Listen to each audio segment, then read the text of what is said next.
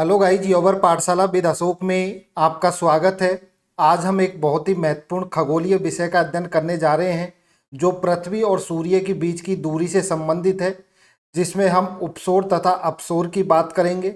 इस कक्षा में हम विस्तार से समझेंगे कि अपसौर क्या होता है और यह कब होता है, उपसौर क्या होता है और यह कब होता है, तथा पृथ्वी और सूर्य के बीच की दूरी में क्या परिवर्तन होता है। इसके साथ ही हम एक महत्वपूर्ण बात को भी स्पष्ट करेंगे कि ऋतुओं का मुख्य कारण पृथ्वी की सूर्य से दूरी है या फिर पृथ्वी का अक्षीय झुकाव होता है। इस क्लास के एंड में हम कुछ ऑब्जेक्टिव टाइप क्वेश्चन भी करेंगे जो प्रीवियस ईयर एसएससी, बैंक और रेलवे की एग्जाम में पूछे गए हैं। अगर आप इस क्लास में एंड तक बने रहते हैं तो उपसौर तथा अपसौर से रिलेटेड कोई भी क्वेश्चन आपका एग्जाम में गलत नहीं होगा। तो चलिए स्टार्ट करते हैं आज की ये इंपॉर्टेंट क्लास, अपसौर एंड उपसौर। देखिए, मैंने आपको पिछले क्लासों में पढ़ाया था कि जो हमारी पृथ्वी है वो गति करती है। क्या करती है? गति करती है। पृथ्वी की गति दो तरह की होती है, एक घूर्णन गति होती है और एक परिभ्रमण गति होती है। घूर्णन गति जिसको रोटेशन कहा जाता है, जबकि परिभ्रमण गति जिसको रिवॉल्यूशन कहा जाता है। तो जो घूर्णन गति होती है, घूर्णन गति का मतलब होता है जो पृथ्वी होती है वो इसकी जो अक्ष होती है उसके चारों तरफ घूर्णन करती है, उसी को क्या बोला जाता है? घूर्णन गति कहा जाता है। तो जब पृथ्वी अपनी अक्ष के चारों तरफ गति करती है तो उस गति को क्या बोला जाता है? घूर्णन गति कहते हैं। और इस घूर्णन गति के कारण ही कौन सा बल उत्पन्न होता है? कोरोलियस बल। कौन सा बल उत्पन्न होता है? कोरोलियस बल उत्पन्न होता है। और दिन और रात बनते हैं वो इस घूर्णन गति के कारण ही बनते हैं। और दूसरी गति जिसको परिभ्रमण गति या जिसको इंग्लिश में रिवॉल्यूशन कहा जाता है, इसका अर्थ होता है कि जो पृथ्वी सूर्य के चारों ओर चक्कर लगाती है उसको क्या बोला जाता है? परिभ्रमण कहा जाता है। और पृथ्वी सूर्य के चारों ओर एक चक्कर लगाने में कितना समय लेती है? 365 दिन और 6 घंटे लेती है। तो पृथ्वी दो तरह की गति करती है, एक घूर्णन गति होती है, एक परिभ्रमण गति होती है। घूर्णन गति में पृथ्वी अपने अक्ष के चारों तरफ गति करती है, उसको घूर्णन गति कहते हैं। और एक बात याद रखिए, जो पृथ्वी है वो अपने अक्ष से कितनी झुकी हुई रहती है? 23.5 डिग्री झुकी हुई होती है। तो जो हमारी पृथ्वी है वो अपने अक्ष से 23.5 डिग्री झुकी हुई रहती है, तो उसी को क्या, और जिसमें जो गति करती है अक्ष के चारों ओर उसको घूर्णन गति कहते हैं। और जब पृथ्वी सूर्य के चारों ओर चक्कर लगाती है तो उसको क्या बोला जाता है? परिभ्रमण गति। अब देखिए, जब पृथ्वी सूर्य के चारों ओर चक्कर लगाती है तो ये गोल नहीं लगाती। जैसे मान लीजिए बीच में सूर्य है और चारों एकदम गोल चक्कर लगा रही है, ये गोल चक्कर नहीं लगाती। जो पृथ्वी सूर्य के चारों ओर चक्कर लगाती है वो कैसी लगाती है? दीर्घवृत्ताकार। कैसी कक्षा है? दीर्घवृत्ताकार कक्षा है। कैसी कक्षा है? एक जगह देखोगे तो यहाँ पे पृथ्वी सबसे नजदीक होती है और कभी कभी पृथ्वी सबसे दूर भी रहती है। तो जो पृथ्वी सूर्य के चारों ओर चक्कर लगाती है वो कौन सी कक्षा में लगाती है? जिसको दीर्घवृत्ताकार कक्षा या जिसको अंडाकार भी बोला जाता है। तो आप इसमें देखोगे तो कभी तो क्या होता है, जो पृथ्वी है वो सूर्य के क्या आ जाती है? पास आ जाती है। जैसे देखिए यहाँ पे, देखिए यहाँ पर पृथ्वी कहाँ है? सूर्य के पास है। और यहाँ पे पृथ्वी क्या है? सूर्य के दूर है। तो कभी पृथ्वी सूर्य के पास आती है और कभी पृथ्वी है जो सूर्य के कहाँ चली जाती है? दूर चली जाती है। तो जब पृथ्वी अब सूर्य के चारों ओर चक्कर लगाती हुई जब सूर्य के बिल्कुल पास आ जाती है तो उसको बोला जाता है उपसौर। क्या बोला जाता है? उपसौर। जब पृथ्वी सूर्य से मैक्सिमम दूरी पर होती है उसको क्या बोला जाता है? अपसौर कहा जाता है। तो पृथ्वी की कक्षा कैसी होती है? पृथ्वी गोल नहीं बल्कि दीर्घवृत्ताकार कक्षा में घूमती है। तो आप ये जो पृथ्वी देख रहे हो, ये पृथ्वी गोल कक्षा में नहीं घूमती, बल्कि कौन सी कक्षा में घूमती है? दीर्घवृत्ताकार कक्षा में घूमती है। तो दीर्घवृत्ताकार कक्षा में जब पृथ्वी सूर्य के पास होती है तो उसको क्या बोला जाता है? उपसौर, या इंग्लिश में उसको पेरीहेलियन बोलते हैं। क्या बोलते हैं? उपसौर, या इंग्लिश में उसको पेरीहेलियन बोलते हैं। और जब पृथ्वी सूर्य से सबसे दूर रहती है तो उसको क्या बोला जाता है? एपीहेलियन, या उसको अपसौर कहा जाता है। तो पृथ्वी गोल नहीं बल्कि दीर्घवृत्ताकार कक्षा में घूमती है। तो सूर्य के चारों ओर जो पृथ्वी चक्कर लगाती है वो गोल गोल चक्कर नहीं लगाती बल्कि दीर्घवृत्ताकार कक्षा में घूमती है। कभी यह सूर्य के पास आती है और कभी सूर्य से कहाँ चली जाती है?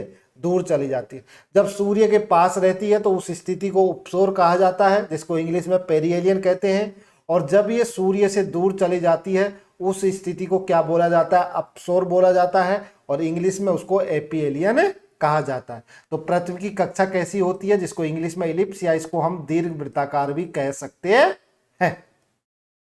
अब बात करते हैं उपसौर की। तो उपसौर की स्थिति कब होती है, जब पृथ्वी सूर्य के सबसे कहाँ होती है, चक्कर लगाते हुए सबसे नजदीक पहुंच जाती है। तो जब पृथ्वी सूर्य के सबसे पास में होती है तो वो स्थिति क्या कहलाती है, उपसौर, या इंग्लिश में उसको पेरिहेलियन कहते हैं। और ये तिथि लगभग 3 जनवरी को होती है। तो पृथ्वी सूर्य के पास लगभग कितनी जनवरी को आती है, 3 जनवरी को आती है। कितनी जनवरी को आती है, 3 जनवरी को सूर्य के पास में आ जाती है। और जब पृथ्वी सूर्य के बिल्कुल पास में रहती है उस समय पृथ्वी और सूर्य के बीच में दूरी कितनी रहती है, 147 मिलियन, या उसको 14.7 करोड़ भी कह सकते हैं। तो जब पृथ्वी सूर्य के सबसे नजदीक रहती है, जब वृत्ताकार कक्षा में चक्कर लगाती है वो सबसे नजदीक पहुंचती है, तो वो 3 जनवरी को पहुंचती है। उस स्थिति को उपसौर कहा जाता है। और उस टाइम में सूर्य और पृथ्वी के बीच की दूरी कितनी होती है, 14.7 करोड़ किलोमीटर। कितनी होती है, 14.7 करोड़ किलोमीटर होती है। और ये स्थिति किस दिन दिखाई देती है, 3 जनवरी को। और एक बात याद रखिए, जब हम किसी भी चीज के पास चले जाएंगे तो वो चीज हमें बड़ी दिखती है, जब हम उससे दूर जाएंगे तो वो चीज हमें क्या दिखती है, छोटी। तो जब पृथ्वी सूर्य के पास चले जाती है तो हम पृथ्वी पर जितने भी जीव जंतु रहेंगे, जितने भी हम मानव हैं, हम सबको सूर्य थोड़ा सा क्या दिखाई देगा, बड़ा दिखाई देगा। और जब पृथ्वी सूर्य से दूर चली जाती है तो हमें सूर्य क्या दिखाई देगा, हल्का सा छोटा दिखाई देता है। ये तो आपने देखा ही होगा। अगर आप मान लीजिए बहुत दूर से अगर किसी ट्रक को जाते हुए देखोगे तो वो छोटा दिखाई देगा, और जब आप उसके नजदीक चले जाओगे तो वो ट्रक कैसा दिखाई देगा, बड़ा। तो ऐसा ही इसमें है। तो जब पृथ्वी सूर्य के सबसे पास में होती है तो उस समय सूर्य बड़ा दिखाई देता है। और एक बात का भी याद रखिए, जब पृथ्वी सूर्य के पास में आ जाती है तो उस गुरुत्वाकर्षण बल के कारण पृथ्वी की गति बढ़ जाती है। तो जिस समय पृथ्वी सूर्य के पास में होती है वो तिथि 3 जनवरी होती है। उस स्थिति को उपसौर कहा जाता है। इस समय पृथ्वी और सूर्य के बीच में दूरी 14.7 करोड़ किलोमीटर होती है। और इस समय सूर्य सबसे बड़ा दिखाई देता है। और जब पृथ्वी सूर्य के पास में होती है तो उसकी गति क्या हो जाती है, तेज हो जाती है। तो जैसे गति क्या हो जाती है उसकी, जैसे 1,07,000 किलोमीटर प्रति घंटे की स्पीड से पृथ्वी सूर्य के चारों ओर घूमती है, लेकिन जब वो सूर्य के पास आती है तो उसकी थोड़ी गति क्या हो जाती है, बढ़ जाती है। अब बात करते हैं अपसौर की, जिसको एपीहेलियन कहा जाता है।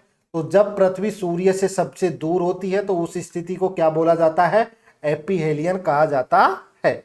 तो जैसे ये पृथ्वी है, ये सूर्य से क्या है, सबसे दूरी स्थिति पर है, तो ये स्थिति क्या कहलाती है, एपीहेलियन।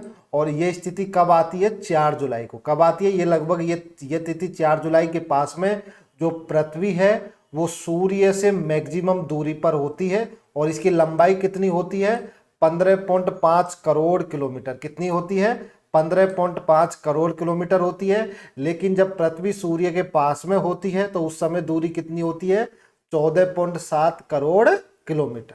तो जब पृथ्वी सूर्य के पास रहेगी तो उस समय पृथ्वी और सूर्य के बीच की दूरी 14.7 करोड़ होती है। लेकिन जब पृथ्वी सूर्य से दूरी पर, मैक्सिमम दूरी पर होती है, तो उस समय पृथ्वी और सूर्य के बीच में दूरी कितनी होती है, 15.2 करोड़ होती है। और ये स्थिति 4 जुलाई को आती है।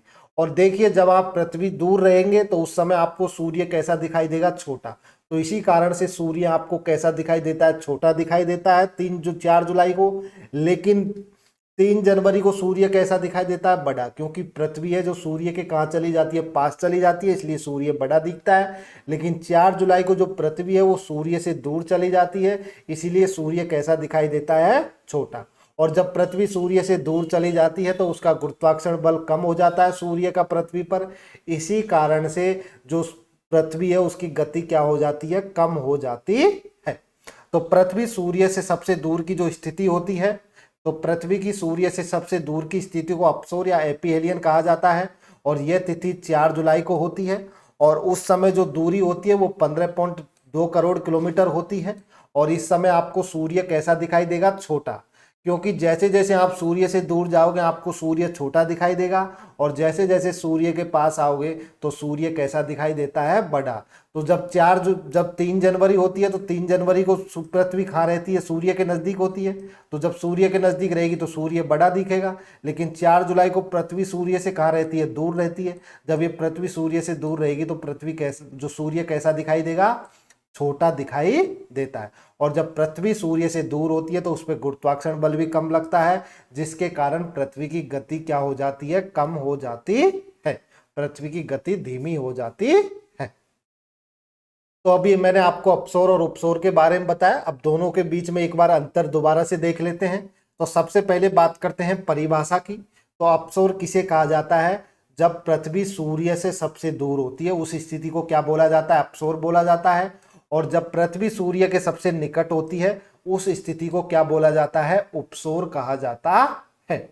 अब बात करें दूरी की, तो जब पृथ्वी सूर्य से अधिकतम दूरी पर होती है, सबसे दूर होती है, तो उस समय कितनी लंबाई, कितनी दूरी होती है सूर्य और पृथ्वी के बीच में, तो वो 152 मिलियन किलोमीटर, या इसको 15.2 करोड़ किलोमीटर भी कह सकते हैं।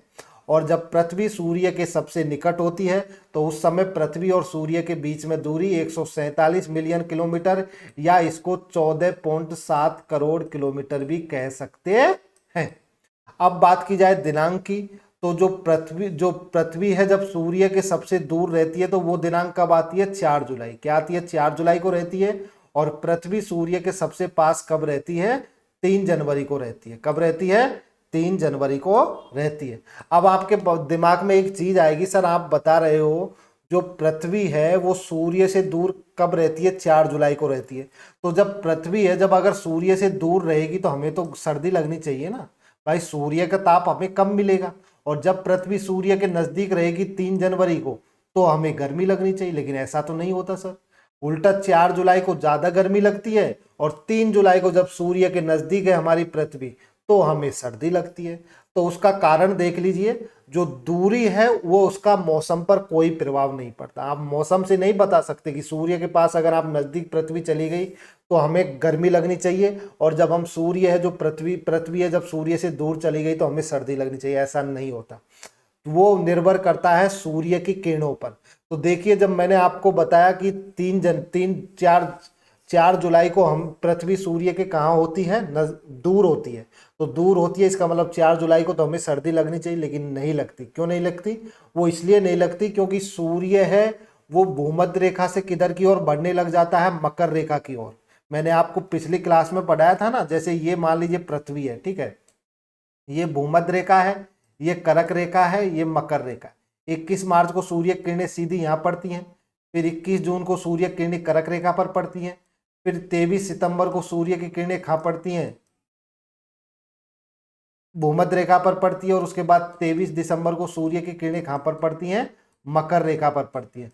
अब आप बोल रहे हो सर 21 जो मैंने आपको बताया ना कि 4 जुलाई को तो पृथ्वी सूर्य के सबसे दूर रहती है। तो जब 4 जुलाई को पृथ्वी सूर्य से सबसे दूर रहेगी तो उस समय तो हमें सर्दी लगनी चाहिए, हमें गर्मी क्यों लगती है। तो देखिए 4 जुलाई को क्या होता है, तो जो पृथ्वी है, जो सूर्य की किरणें हैं वो कर्क रेखा पर क्या पड़ती है, लगभग लंबवत सी पड़ती है। क्योंकि जो सूर्य है 21 मार्च के बाद किधर की ओर बढ़ने लग जाता है, ऊपर की ओर बढ़ने लग जाता है। 21 जून तक कहाँ जाता है, कर्क रेखा पर पहुंचता है। तो कर्क रेखा पर पहुंचेगा, हमारा जो भारत है वो कर्क रेखा पर ही है, इसीलिए जुलाई में हमें क्या लगती है, गर्मी लगती है। और बात की जाए जनवरी की, तो 3 जनवरी को वैसे तो जो पृथ्वी है वो सूर्य के सबसे नजदीक रहती है, लेकिन जनवरी के टाइम में जो सूर्य है वो लगभग मकर रेखा पर उसके सीधी किरणें पड़ती हैं, लगभग मकर रेखा के ठीक ऊपर होता है। इसीलिए जो उत्तरी गोलार्ध जिसके अंदर भारत आता है वहां पर क्या पड़ती है, सर्दी पड़ती है। तो मौसम का असली कारण सूर्य की पृथ्वी से दूरी नहीं है, बल्कि पृथ्वी का झुकाव है। क्या है, पृथ्वी का झुकाव, क्योंकि पृथ्वी 23.5 डिग्री झुकी हुई है। तो जब कर्क रेखा के ऊपर सूर्य की किरणें सीधी पड़ेंगी तो उस समय हमें ज्यादा गर्मी लगेगी, और जब मकर रेखा के ऊपर सूर्य किरणें सीधी पड़ती हैं तो उस समय हमको क्या लगती है, सर्दी लगती है। तो ये बात याद रखिए, सूर्य की पृथ्वी से दूरी का कोई मतलब नहीं है सर्दी गर्मी से। तो ये बात याद रखिए, 4 जुलाई को जो सूर्य है वो पृथ्वी से मैक्सिमम दूरी पर होता है, और बल्कि 3 जनवरी को क्या होता है, पास में होता है। तो अब इसका मतलब ये नहीं है अगर पृथ्वी से सूर्य से दूर है तो हमें सर्दी लगनी चाहिए, और पृथ्वी सूर्य के पास है तो हमें गर्मी लगनी चाहिए। इसका मतलब इससे कुछ भी नहीं है। गर्मी और सर्दी का मतलब होता है वो पृथ्वी के झुकाव से होता है। सूर्य की किरणें जहाँ लंबवत गिरती हैं वहाँ पर ज़्यादा गर्मी रहेगी, और जहाँ पर तिरछी गिरती है वहाँ पे कम गर्मी रहती है। तो ये याद रखिए, एग्जाम में बार बार पूछा जाता है। अब मेरे को लगता है आप इसमें कंफ्यूज नहीं रहेंगे कि सर 4 जुलाई को तो जो पृथ्वी और सूर्य के बीच में सबसे ज़्यादा दूरी रहती है, तो इस समय तो हमको गर्मी सर्दी लगनी चाहिए, और जब 3 जनवरी को पृथ्वी सूर्य के नज़दीक आता है तो उस समय तो हमें सर्दी लगनी चाहिए। लेकिन ऐसा नहीं है, ये गलत है। 4 जुलाई को पृथ्वी सूर्य से सबसे दूरी पर होता है, लेकिन जब भी हमको गर्मी लगती है, और 3 जनवरी को पृथ्वी है जो सूर्य के सबसे नज़दीक होती है, लेकिन जब हमको क्या लगती है, सर्दी लगती है। और वो किस लिए लगती है, वो पृथ्वी के झुकाव पर निर्भर करती है। अब बात की जाए गति की, तो जब पृथ्वी सूर्य से मैक्सिमम दूरी पर होती है तो उसकी गति क्या हो जाती है, कम हो जाती है, और जब पृथ्वी सूर्य के पास में आती है तो उसकी गति क्या हो जाती है, बढ़ जाती है। क्योंकि जब पृथ्वी सूर्य से दूर होती है तो सूर्य का गुरुत्वाकर्षण बल इतना पृथ्वी पर प्रभावी नहीं रहता, इसलिए उसकी गति कम हो जाती है। लेकिन जब पृथ्वी सूर्य के पास आती है तो सूर्य का गुरुत्वाकर्षण बल प्रभावी हो जाता है। इसी कारण से जो पृथ्वी है उसकी गति क्या हो जाती है, बढ़ जाती है। तो मौसम इसका असली कारण है। आप जो पृथ्वी के जो आप सर्दी गर्मी का मतलब ये नहीं है कि आप पृथ्वी के पास, सूरज पृथ्वी के पास है तो हमें गर्मी लगनी चाहिए, और जब सूरज पृथ्वी से दूर चला गया तो हमें सर्दी। इसका मतलब ये नहीं होता। मौसम का असली कारण दूरी नहीं है, उसका कारण पृथ्वी का 23.5 डिग्री क्या होता है, झुकाव होता है, और उसका अलग अलग जगहों पर अलग अलग कोण से क्या गिरती हैं, सूर्य की किरणें गिरती हैं। और जहाँ पर सूर्य की किरणें सीधी गिरेंगी वहाँ पर गर्मी रहेगी, और जहाँ पर सूर्य की किरणें तिरछी पड़ती है वहां पर क्या रहती है, सर्दी है। तो मौसम का असली कारण दूरी का कारण नहीं है, सूर्य से पृथ्वी की दूरी बिल्कुल कारण नहीं है। उसका कारण पृथ्वी का 23.5 डिग्री झुकाव है, जिसके कारण जो सूर्य की किरणें हैं वो कभी तो करक रेखा पर सीधी पड़ती हैं, कभी मकर रेखा पर पड़ती हैं, कभी भूमध्य रेखा पर पड़ती हैं, जिसी के कारण ही हमें सर्दी और गर्मी का अनुभव होता है। तो जैसे जनवरी में उपसोर होने पर भी भारत में क्या रहती है, सर्दी रहती है, क्योंकि जनवरी में जो सूरज है वो क्या होता है, जो पृथ्वी है वो सूरज के बिल्कुल पास आ जाती है, लेकिन तब भी हमको क्या लगती है, सर्दी लगती है। तो अभी तक हमने उपसौर और अपसौर के बारे में पूरा अच्छे से डिटेल में पढ़ा। अब हम इससे रिलेटेड कुछ क्वेश्चन करेंगे जो प्रीवियस ईयर एसएससी, बैंक और रेलवे की एग्जाम में पूछे गए हैं। सबसे पहले बात करते हैं कि उपसौर किसे कहते हैं। तो उपसौर का मतलब होता है पृथ्वी सूर्य के सबसे पास की जो स्थिति होती है उसको क्या बोला जाता है, उपसौर कहा जाता है। तो पृथ्वी की सूर्य के पास की सबसे स्थिति को अपसौर कहा जाता है, और पृथ्वी की सूर्य से सबसे दूरी को क्या कहा जाता है, अपसौर कहते हैं। तो जैसे मान लीजिए ये कोई सूरज है और इसके चारों तरफ पृथ्वी ऐसे घूम रही है, तो जब पृथ्वी यहाँ पे रहेगी तो ये सूर्य से सबसे अधिक दूरी पर है, तो इस स्थिति को क्या बोलेंगे, अपसौर कहते हैं। क्या बोलते हैं, अपसौर बोलते हैं। और जब पृथ्वी इसके नजदीक आ जाती है तो इस स्थिति को क्या बोला जाता है, उपसौर कहा जाता है। ये याद रखिए, एग्जाम में ये कंफ्यूज करता है। उपसौर लगभग किस तारीख को होता है। उपसौर का मतलब हो गया जो पृथ्वी है वो सूर्य के सबसे पास किस टाइम आती है। तो वो किस समय आती है, वो आती है 3 जनवरी को। कब आती है, पृथ्वी सूर्य के सबसे पास 3 जनवरी को आती है। उस स्थिति को क्या बोला जाता है, उपसौर कहा जाता है। अब बात करते हैं अपसौर लगभग किस तारीख को होता है। अपसौर का मतलब होता है पृथ्वी सूर्य से अधिकतम दूरी पर किस समय रहती है। तो वो अधिकतम दूरी पर कब रहती है, 4 जुलाई को रहता है। तो पृथ्वी की सूर्य से अधिकतम दूरी को क्या बोला जाता है, अपसौर कहा जाता है। उपसौर के समय पृथ्वी की गति कैसी होती है। तो जब पृथ्वी सूर्य के पास आ जाता है तो वो कैसी स्थिति होती है, उपसौर की स्थिति होती है। और उस समय पृथ्वी की गति क्या होती है, तेज हो जाती है। तो सूर्य के निकट होने से गुरुत्वाकर्षण बल अधिक होता है और उसके कारण पृथ्वी की गति क्या हो जाती है, तेज हो जाती है। अपसौर के समय पृथ्वी की गति कैसी होती है। तो अपसौर वो होती है जब पृथ्वी क्या होती है, सूर्य से क्या होती है, मैक्सिमम दूरी पर। तो जब पृथ्वी सूर्य से मैक्सिमम दूरी पर रहेगी तो उस समय सूर्य का गुरुत्वाकर्षण बल पृथ्वी पर कम लगता है और जिसके कारण उसकी गति क्या हो जाती है, कम हो जाती है। नेक्स्ट, उपसौर में दूरी कितनी होती है? तो उपसौर का मतलब होता है जब पृथ्वी सूर्य के बिल्कुल पास में आती है तो वो दूरी कितनी होती है? तो वो दूरी होती है 147 मिलियन किलोमीटर, या इसको 14.7 करोड़ भी कह सकते हैं। अपसौर में दूरी लगभग कितनी होती है? तो अपसौर का मतलब हो गया जब पृथ्वी सूर्य से मैक्सिमम दूरी पर होती है, और ये मैक्सिमम दूरी कितनी होती है? 152 मिलियन किलोमीटर या 15.2 करोड़ किलोमीटर कहते हैं। पृथ्वी की कक्षा का आकार कैसा है? तो पृथ्वी की जो कक्षा का आकार ना तो वृत्ताकार है, ना ही त्रिभुजाकार है, ना ही रेखीय, कैसा है? अंडाकार है, या इसको हम अंडाकार भी बोल सकते हैं या इसको दीर्घवृत्ताकार भी कह सकते हैं। उपसौर और अपसौर किस गति से संबंधित है? तो जो उपसौर और अपसौर है वो परिक्रमण से संबंधित है। किससे संबंधित है? परिक्रमण से। मतलब जब पृथ्वी सूर्य के पास में आती है तो पृथ्वी की गति चारों तरफ घूमने की वो बढ़ जाती है, और जब पृथ्वी सूर्य से दूर जाती है तो पृथ्वी की जो गति होती है वो क्या हो जाती है? परिक्रमण गति कम हो जाती है। ऋतुओं का मुख्य कारण क्या है? तो ऋतुओं का मुख्य कारण पृथ्वी से, सूर्य से पृथ्वी की दूरी बिल्कुल नहीं है, ना ही हवा है, ना ही जल है, क्या है? अक्षीय झुकाव है। तो जो पृथ्वी है वो अपने अक्ष से 23.5 डिग्री झुकी हुई है, और ये ही ऋतुओं का क्या है? मुख्य कारण है। कभी सर्दी आएगी, कभी गर्मी आएगी, वो किस कारण आते हैं? अक्षीय झुकाव के कारण ही आते हैं। किस वैज्ञानिक ने अंडाकार कक्षा का सिद्धांत दिया? तो अंडाकार कक्षा का जो सिद्धांत है वो किस वैज्ञानिक ने दिया था? वो केपलर ने दिया था। क्या दिया था? केपलर ने ही ये सिद्धांत दिया था। तो ग्रहों की गति के नियम किसने दिए थे? केपलर ने दिए थे। पृथ्वी की औसत दूरी सूर्य से क्या होती है? तो पृथ्वी की जो औसत दूरी है वो सूर्य से कितनी होती है? 149.6 मिलियन किलोमीटर, या इसको लगभग 14.9 क्या बोल सकते हैं? करोड़ किलोमीटर भी बोल सकते हैं। तो ये एवरेज होती है, और जब पृथ्वी सूर्य के पास में आती है तो उस समय कितनी होती है? 147 मिलियन किलोमीटर होती है, और जब पृथ्वी सूर्य से मैक्सिमम दूरी पर होती है तो वो कितनी होती है? लगभग 152 मिलियन किलोमीटर होती है। और लेकिन इनका जो एवरेज होता है वो कितना आता है? 149.6 मिलियन किलोमीटर। तो पृथ्वी की जो औसत दूरी है वो 146.6 मिलियन किलोमीटर है, और जब पृथ्वी सूर्य के बिल्कुल नजदीक आती है तो वो स्थिति कौन सी होती है? उपसौर। तो उस समय जो दूरी होती है वो 14.7 करोड़ किलोमीटर या 147 मिलियन किलोमीटर होती है, और जब पृथ्वी सूर्य से मैक्सिमम दूरी पर होती है, जिस स्थिति को अपसौर बोला जाता है, उस समय पृथ्वी और सूर्य के बीच की दूरी होती है वो कितनी होती है? 152 मिलियन किलोमीटर या 15.2 करोड़ किलोमीटर।